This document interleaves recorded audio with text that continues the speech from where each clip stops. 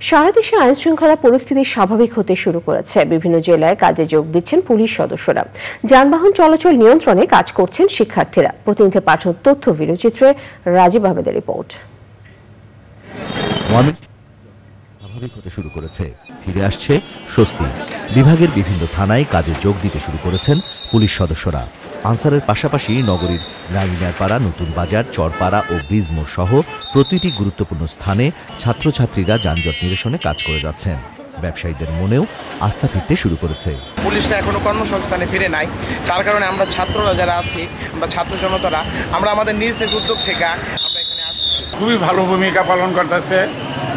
তারা রাস্তাঘাটের যানজট যে নিরসন করতেছে, ট্রাফিক জ্যাম খুব কম, যানজট কম, পরিস্থিতি স্বাভাবিক। ছাত্ররা যেভাবে চালাচ্ছে, প্রশাসন যদি এভাবেই চালায় তাহলে শহরে যানজট থাকবে না। রাজশাহী মহানগরীর প্রতিটি থানা ও ফাঁড়িতে সেনাবাহিনীর উপস্থিতিতে কাজে যোগ দিচ্ছেন পুলিশ সদস্যরা।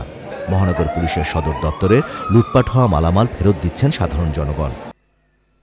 চট্টগ্রাম মেট্রোপলিটন পুলিশের 16 থানার মধ্যে 11 থানায় সীমিত পরিসরে কার্যক্রম চলছে। যেসব থানায় হামলা হয়নি বা কম ক্ষতিগ্রস্ত হয়েছে সেসব থানায় কার্যক্রম চলছে। বিএনপি নেতা ডক্টর শাহাদাত হোসেনের উদ্যোগে সাম্প্রদায়িক হামলা, ভাঙচুর, অরাজকতা ও চাঁদাবাজি রোধে একটি অভিযোগ কেন্দ্র গঠন করা হয়েছে। বরিশালে সেনাবাহিনীর সহায়তায় আইনশৃঙ্খলা রক্ষার দায়িত্ব পালন করছেন বিভিন্ন স্কুল কলেজের শিক্ষার্থীরা।